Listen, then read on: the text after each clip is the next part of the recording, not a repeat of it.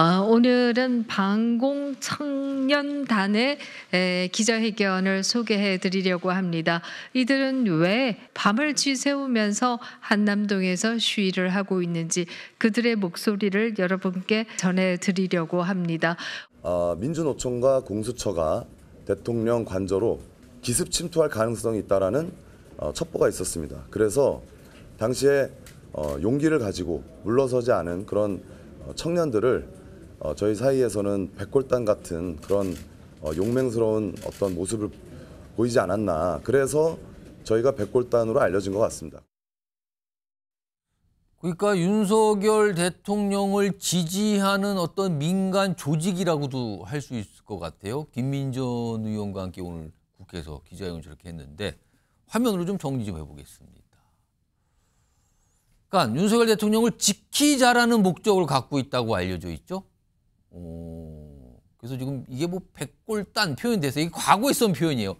대부분 남성이고요. 2030 세대 뭐 한 30여 명 정도로 구성된 것 같다. 이렇게 좀 파악이 되고 있는 상황이에요. 약간 하얀 헬멧을 착용해서 특히나 이제 백골단 이런 표현이 들어간 것 같기도 한데 여기 좀 설명이 있었죠.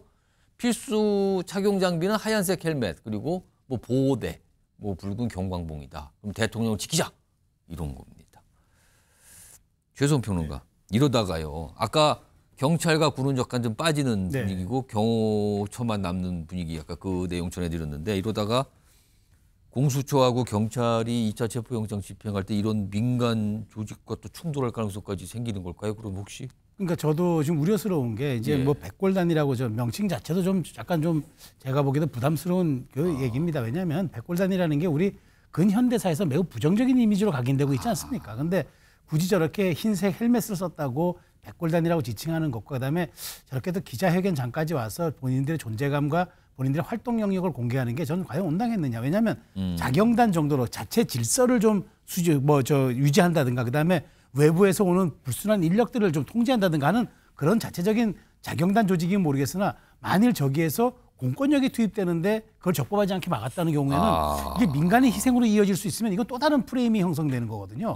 그런 측면에서 저는 자체적으로 질서를 유지하는 건 좋은데 저 반공청년단이든 뭐 자경단이든 아니면 백골단이든 간에 공식 이름은 반공청년단이라고 합니다. 근데 굳이 백골단으로 본인들이 저렇게 불리겠다고 하니 그게 언론도 불러주는 것 같은데 저는 어쨌든 공권력이 집행될 때는 저분들이 앞에 있으면 안 됩니다. 왜냐하면 이게 민간인이 앞에 잘못하게 서서 다칠 경우에는 그러니까 이 문제 자체가 그다음엔 국가 권력 때 국가 권력은 나중에 공무집행 방해라든가 거기에 적법하게 가면 되지만 민간인 한 명이라도 다치버리면 이건 또 다른 문제가 되는 거거든요. 이건 또 다른 차원에서 그렇죠. 심각해질 수 있는데요. 그렇습니다. 그래서 저는 뭐 이렇게 소개하는 것까지는 좋으나 자경단의 역할로서 좀 한정 지어야 한다. 그러지 않고 더 나아가서 윤 대통령을 옹이하거나 혹은 이번에 어떤 사전에 적법하게 진행되는 그런 모습까지도 막아내겠다고 하는 거는 그거는 완벽하게 잘못하면 더 큰 희생과 위험으로 따를 수 있기 때문에 그 점은 조금 여기 주의 라인에 있는 분들이 좀 고심하셔야 될 것 같습니다. 정기남 교수님, 그러니까 윤석열 대통령을 지지하는 사람들의 어떤 조직으로 보이는데 이거는 글쎄요 지금 관저 앞에서 윤석열 대통령을 지키자고 외치면서 집회를 하는 사람들과는 좀 약간 또 다른 차원의 문제 같은데요, 이거는요. 그렇습니다. 뭐 지지자로서 농성에 참여하고 거리 시위에 참여하는 거에 얼마든지 뭐 이해할 수 있겠죠. 그러나 공권력 집행, 그러니까 제2차 체포영장 집행을 앞두고 공권력 집행에 맞서겠다라고 하는 것을 공언하고 있는 집단입니다.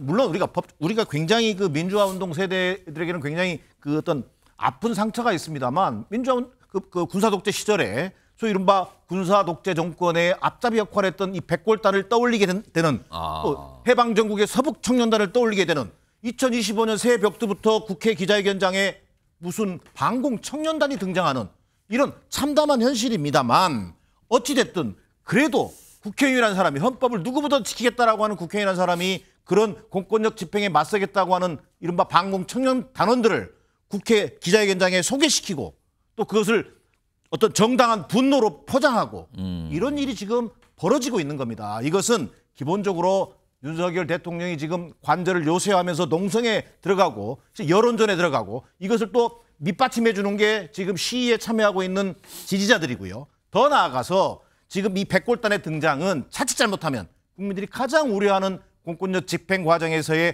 유혈 충돌을 어찌 보면 이끌어내고자 하는 하나의 어떤 요소로서 지금 이 사람들을 앞세우고 있는 건 아닌지 이런 불안에 떨 수밖에 없는 그런 상황으로 보여집니다. 일단 뭐 존재만 이런 조직이 있다라는 것만 알려졌어요. 구체적으로 또 행동이 나온 건 아닙니다만 기자회견을 통해서 본인들에 대해 설명하고 이런 모습이 오늘 있었습니다. 자, 이런 가운데요. 최상목 권한대행 사실은 이런 얘기를 좀 꺼내놨죠. 정부기관 사이에 어떤 물리적인 충돌 이런 불상사 있으면 안 된다는 걱정의 목소리를 좀 내놨거든요. 일단 그 목소리부터 좀 들어보겠습니다. 체포영장 집행과 관련하여 간곡히 말씀드립니다. 어떤 경우에도 시민들의 부상이나 정부기관 간 물리적 충돌 등 불상사가 절대 없도록 만전을 기해 주시기 바랍니다. 자, 이런 상황에서요. 지금 2차 체포영장 집행할 때 뭐 경찰 특공대가 투입될 수 있다. 헬기가 동원될 수 있다. 뭐 이런 얘기들이 좀 나왔었잖아요. 근데 이와 관련해서 설명을 하는 목소리가 좀 있었습니다. 들어보시죠. 언론에 보도되는 경찰 특공대, 장갑차, 헬기 등 동원은 전혀 검토한 바는 없고 소설 같은 얘기다라고 대답을 했습니다. 국수본부장처럼 경찰 특공대 투입을 하지 않겠다는 답변을 해주실 수 있으십니까? 뭐 현재는 그 특공대 투입에 대한 검토한 적도 없고요. 국수본에서 요청받은 적도 없습니다. 자, 그렇다면 뭐 특공대 투입, 뭐 헬기 이런 거 아니다. 이거는 뭐 약간 좀 터무니없다. 약간 이런 취지의 설명인데 그렇다면 최수영 평론가 지금까지 쭉 이 패널 분들과 이제 얘기 나눴던 내용을 정치적으로 종합해 보면 경호처 위주로만 아마 체포영장 집행을 저지하는 상황이 될 것 같아요. 자, 그러면은 지금 공수처와 경찰은 글쎄요, 뭐 지난번처럼 계속 대치 국면이 이어지는 건지 아니면 경호처 지도부와 직원들 저항을 하거나 저지하는 직원들에 대한 체포를 계속 뭐 시간이 걸리다 계속 조금씩 체포하면서 약간 장기전으로 들어간다고 봐야 될까요? 그러면은 저도 그 가능성이 매우 높다고 봅니다. 그러니까 지금 공수처가 이번에는 밀행성의 원칙이라면서 그 체포영장의 기간을 공개하지 않고 있지 않습니까? 지난번 일주일이었는데 심지어 많게는 지금 뭐 2주에서 3주까지 지금 예상하는 분들도 있더라고요. 2주에서 3주까지.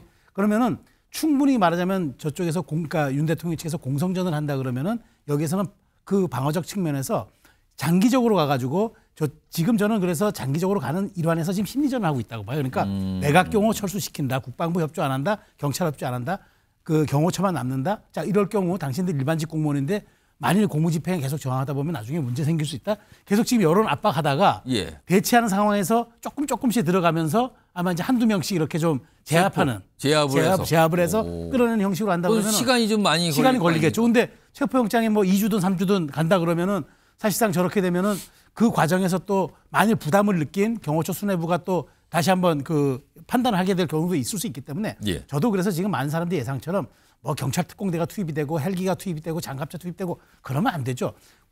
우리 공권력을 무력을 가진 국가기관끼리 부딪히는 게 이 자체가 내전 아닙니까? 그러니까 그렇게 가지 않고 아마 장기전과 그다음에 인력을 동원한 여러 가지 좀 그 호흡을 좀 길게 가다듬음으로써 좀 안전하고 그다음에 공수처 입장에서는 그 자신들이 목표하는 바에 할 것 같은데 저는 경호처의 대응이 어떤 수위가 될 것인가가 아마 관건이 될 것 같습니다. 그러니까 지난번처럼 뭐 특공대가 들어가고 막 신속하게 하려 보면 굉장한 또 충돌, 자칫 불상사가 날 수 있다. 지금 최상목 권한대행이 그런 일이 있어서 안 된다고 강조하고 있잖아요.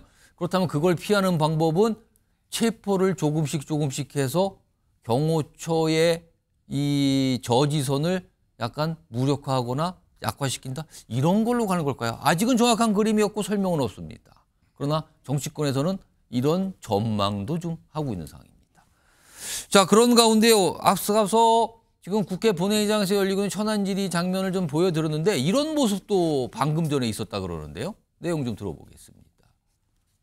영장을 집행하는데 국회의원들이 다수로 가서 스크럼을 짜고 막는다. 공무집행 방해에 해당합니까? 저희들의 영장 집행 업무를 방해할 시 공무집행 방해에 마찬가지로 적용됩니다. 국회의원들도 현행범은 체포가 가능합니까? 마찬가지 범죄를 저질렀을 때는 현행범 체포가 되는데 점에서는 이론이 없습니다. 국민의힘 의원님들은 21대 국회 때 집단적으로 불체포 특권을 포기한다는 각서를 쓰시기도 하셨습니다. 집단적으로 영장 집행을 방해한다면 국회의원이라고 해서 봐줄 것 없이 체포하시면 됩니다. 아시겠죠? 잘 알겠습니다. 손중기 변호사. 근데 이제 현실적으로 만약에 2차 체포영장 집행이 이루어지는 때 국민의힘 의원들이 그 관저 앞으로 가서 있었어요. 그때 지금 체포하라는 거 아니잖아요. 이게 어떻게 될까? 이게 가능할까요, 현실적으로?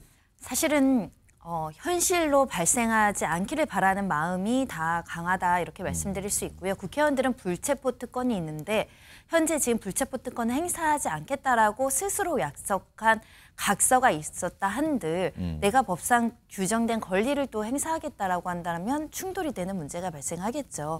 그래서 관련된 현안 질의의 목적은 실제로 체포하겠다가 아니라 체포할 수준으로 공무집행 방해의 혐의가 있을 염려가 있으니 이 현장에 나와서 집행을 하지 말라는 여당 의원들 향해서 하는 얘기로 경고의 메시지입니다. 지금 국가가 혼란한 상황에서 지금 병호처 인력을 한 명 한 명 체포하는 것도 가히 어려운 일인데 거기에 국회의원들까지 스크럼 짜서 있다고 한다면 사실 외국 입장에서 외신 보도할 때 어떤 내용으로 보도할지가 굉장히 명확해지는 상황이기 때문에 결코 있어서는 안 되는 행위 같습니다.